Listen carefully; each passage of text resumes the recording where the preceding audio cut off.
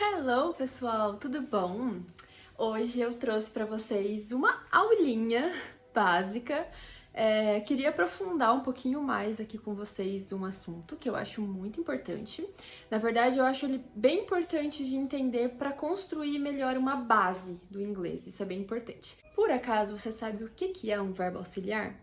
Bom, é sobre isso que nós vamos falar hoje.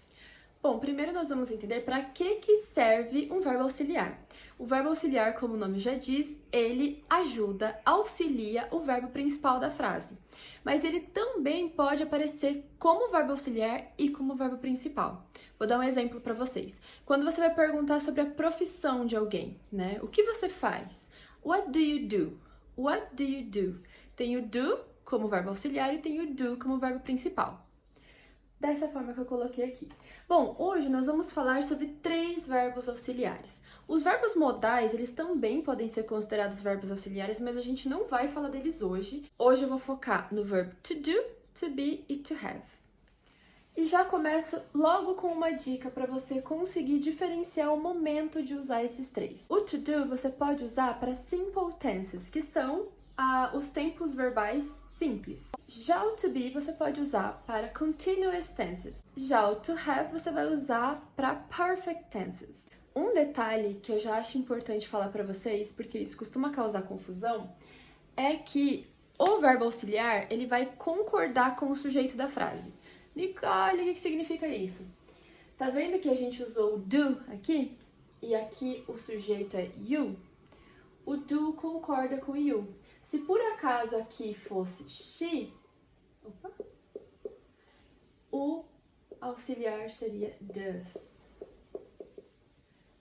What does she do? Aqui seria igual, aqui seria igual. Tá vendo que, não sei se não estão conseguindo enxergar direito, né? Então, aqui mantém igual, what does she? O does está concordando com o sujeito, que é ela, she, do, repete. O primeiro que vamos falar, então, é o verbo to do. Quando o verbo to do está no presente, como eu já mostrei agora há pouco, vamos usar do or does. E no passado? Você sabe como que seria no passado? Did. Passado. E futuro? Como que você constrói uma frase com esse verbo auxiliar no futuro? Will or going to. Beleza? Esse futuro aqui, ele vai ser usado para todos, tá? Nós sempre vamos falar do futuro usando... O will ele é outro verbo auxiliar, na verdade, que ele é usado somente para futuro. Eu coloquei alguns exemplos aqui para vocês para realmente colocar em prática esse uso dos verbos auxiliares em diferentes tempos e formatos, né? Então, I study English every day. I study English every day. Essa é a primeira frase e eu vou voltar nela daqui a pouco porque eu quero fazer alguns comentários, mas vamos para a próxima. Do you speak English? Do you speak English? Essa aqui vocês já conhecem, né? Onde está o verbo auxiliar? Do, que está concordando com you. Qual que é o verbo principal da frase? Speak, né? Que está na forma normal dele. Aqui vamos colocar, então, main. Main, principal. She doesn't know me. She doesn't know me. O verbo auxiliar está aqui, que seria does not, que está contraído, né? She, então o does aqui está concordando com o she. She doesn't know me, main verb. Verbo principal. Agora, a gente tem aqui a última. Did you like the party? Did you like the party? Então, vocês se lembram que o did é o verbo to do no passado. Está aqui. O verbo no passado, ele vai ser o mesmo para todos. Ele sempre vai estar dessa forma, independente do sujeito. Aqui pode ser he, she, it, they, I, pode ser qualquer um, ok? Então, o did no passado ele não vai mudar. Verbo principal, então, like. Vou pôr um Vzinho aqui, né, para não ficar estranho. Ok? Eu tinha falado que eu ia voltar para a frase aqui de cima, que eu queria fazer alguns comentários sobre ela. E eu deixei essa aqui para usar de exemplo também. Então, I study English every day. Tá, então aqui eu tô dizendo pra vocês que isso aqui tá com o verb to do, mas cadê o verb to do? Ele não tá ali, né? Onde que ele tá? Por que que ele não tá aqui? Você sabe me dizer por quê? Antes de eu responder, escreve aqui nos comentários por que que você acha que o verb to do não tá ali. Eu vou esperar você escrever, daí eu falo. Vamos ver se você sabe. Mas tem que enviar o comentário, hein, gente? Aqui ninguém vai julgar ninguém. Estamos aprendendo. Ok? Escreveu? Bom, aqui é uma frase afirmativa no presente. Quando você tem uma frase afirmativa no presente, o verbo to do não é necessário aparecer. Quando você já torna essa frase interrogativa, já passa para uma pergunta, aí ele vai para frente, né? Ele estaria supostamente aqui, aí ele vai para frente e vira uma pergunta, né? A gente vai entrar nessa parte quando for falar disso, tá? Quando for falar só de tempo gramatical. Então, ele está aqui, mas não é necessário que ele apareça. Você pode falar? Pode. Você pode falar se você quiser. E quando que geralmente a gente fala o verb to do numa frase afirmativa no presente? Quais ocasiões? Quando a gente quer adicionar ênfase no que a gente está falando.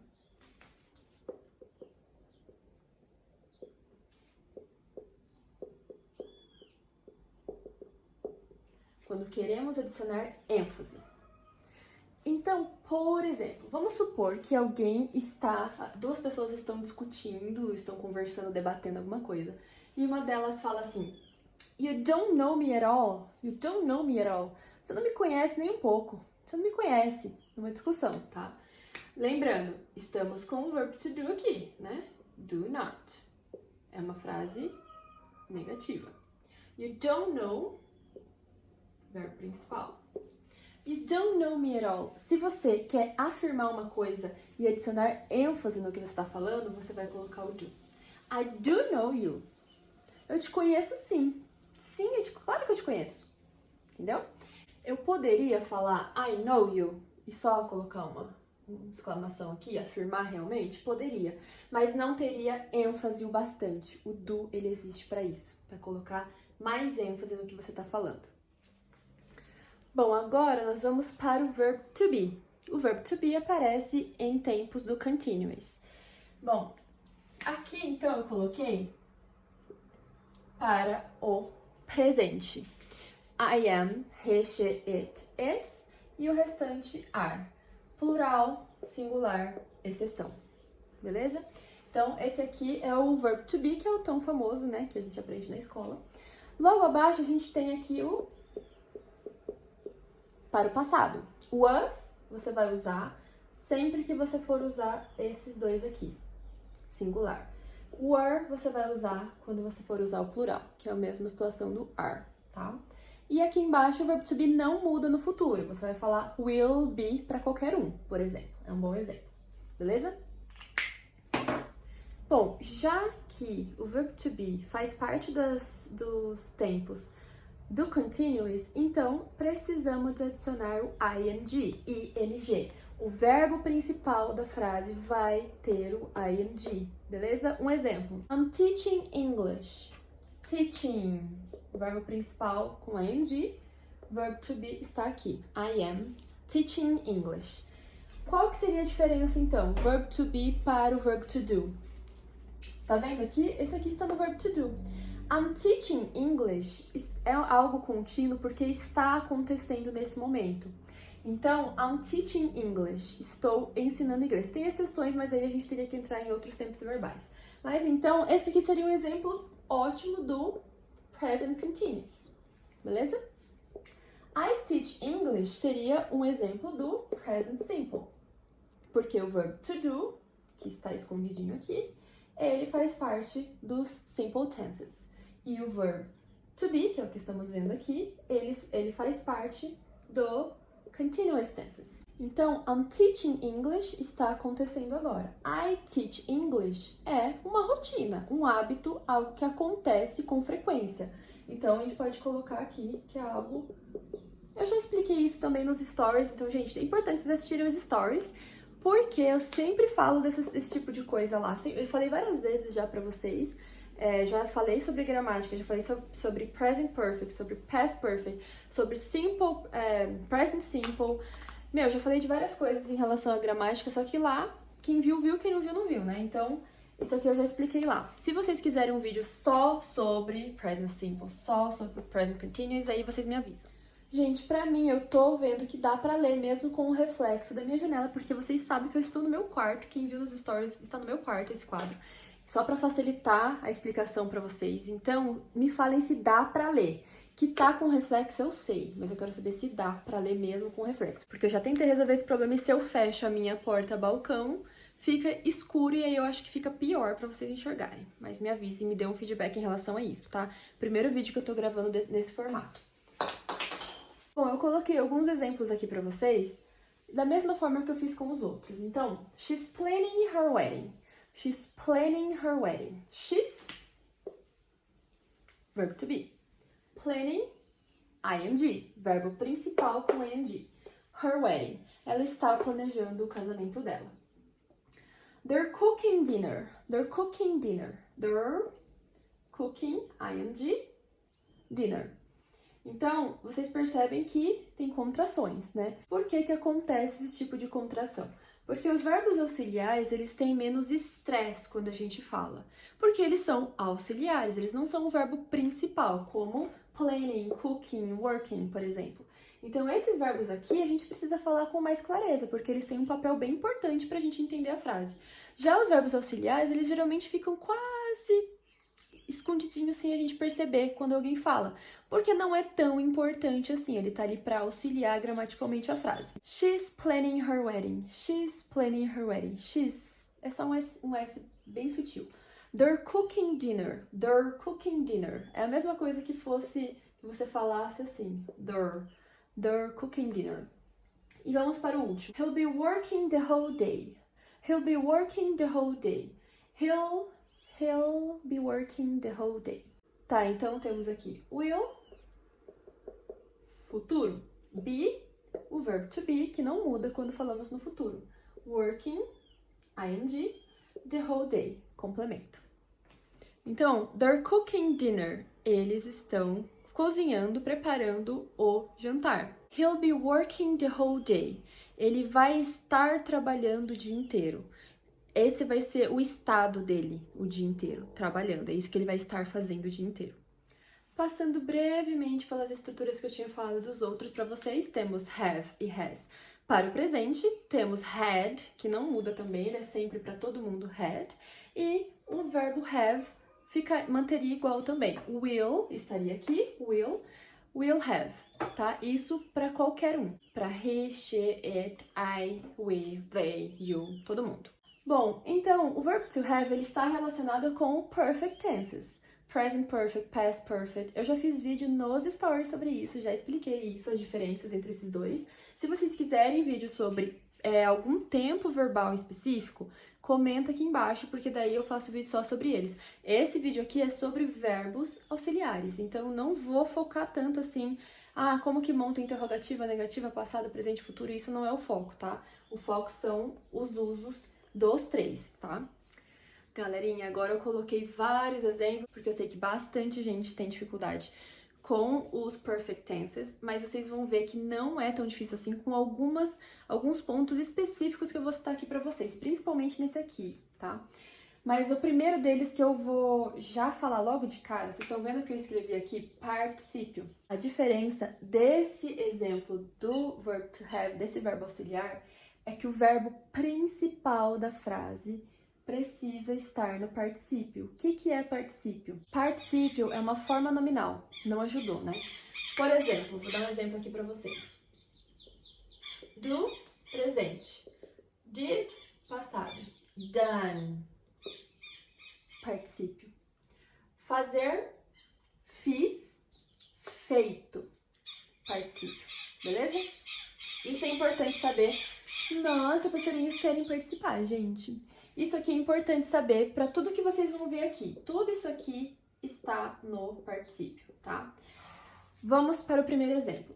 I have tried many times. Eu coloquei o have aqui porque eu sei que esse daqui a pessoa tem mais dificuldade, mas é a mesma coisa que isso aqui. I've tried many times. Tried, coincidentemente, né, ele tanto no passado quanto no particípio escreve igual. I tried, I have tried. Mesma coisa, isso pode acontecer. Mas o do, por exemplo, é diferente, todos mudam, né? He has written the essay. He has written the essay. Então, o has está obedecendo aqui, assim como o have está obedecendo aqui. Written é um outro exemplo. Write, dá pra enxergar aqui? Não sei, acho que dá. Write, wrote, written. Quando vai pronunciar essa palavra, geralmente aqui no T dá uma travadinha. He has written the essay. Eu esqueço de traduzir, né, gente? Perdão. Eu já tentei muitas vezes. Ele já escreveu a redação. Redação, pode ser essa tradução. Agora o próximo. Have you done this before? Have you done this before? Como é uma pergunta, o have vem no começo, né? Have you done this before? Usei o done, particípio. Por que eu grifei? Por que eu coloquei essa marquinha aqui, que é muito importante, que é a outra dica que eu quero dar pra vocês? Geralmente, quando você conhece uma pessoa, por exemplo, você imagina aí um país que você quer conhecer, que você quer viajar. Você foi para esse país e vai lá testar o seu inglês. Quando você conhece uma pessoa e você quer puxar assunto, né? Já se apresentou e tal, tem o vídeo aqui também sobre como começar uma conversa, como puxar assunto, né? Em inglês. As 5 primeiras frases que você pode usar. Usou aquelas frases? Aí chega aqui nesse verbo auxiliar aqui. O verbo to have, ele serve para você começar um assunto com uma pessoa para perguntar se ela já teve uma experiência, se ela já fez determinada coisa. Isso é ótimo, porque se você não conhece a pessoa, você não sabe. Então, você pode perguntar, have you done this before? Você pode falar assim, have you been to Brazil? Have you been to Brazil? Deixa eu escrever isso aqui, acho que é melhor, né? Então, have you... Aqui não muda, né? Você já. O que muda é aqui, ó. Been. Been é o particípio do verbo to be, tá? Have you been to Brazil? Você já esteve no Brasil? Tá, a pessoa pode te responder yes or no. A partir daqui, se você quiser saber mais sobre essa informação, se quiser mais detalhes sobre aquela experiência, essa resposta que a pessoa teve, você vai precisar usar os question words. Eu já falei sobre question words também, mas tem mais material sobre ele que eu acho bem importante, question words. Quais são os question words? Why, when, how, who, which, what. Então, question words servem para você continuar pedindo mais detalhes sobre essa primeira pergunta que você fez para a pessoa. Você já fez tal coisa? Você já provou tal comida? Você já esteve em tal lugar? Você já fez tal curso? Have you? Tanana. O have you geralmente significa com você já. Não é sempre, tá? Mas eu tô dando um exemplo, na maioria das vezes significa isso. Você já esteve no Brasil? Ou então, have you gone to Brazil? Você já foi para o Brasil? Tá? Esse daqui ele é importante por isso. E lembre-se, depois disso, entram os question words. Mais 2 exemplos para vocês. It hasn't arrived yet. It hasn't arrived yet. Então, eu queria mostrar o exemplo aqui no negativo, né? Está contraído, has not. Deixa eu mudar de cor aqui. Então, o has está aqui por conta do it. Arrived está no particípio, embora seja o mesmo no passado simples, né? Então, ainda não chegou. Chegou a encomenda? Não, não chegou ainda. It hasn't arrived yet. Ainda não chegou. We've been waiting for hours. Eu contraí mais uma vez aqui para vocês verem, mas we have been waiting for hours. Estamos esperando por horas. Faz horas que estamos aqui esperando. Bom, gente, eu gosto muito de pessoas que se esforçam, assim, que o esforço vem de dentro mesmo para conseguir aprender algo, para conseguir realizar alguma coisa.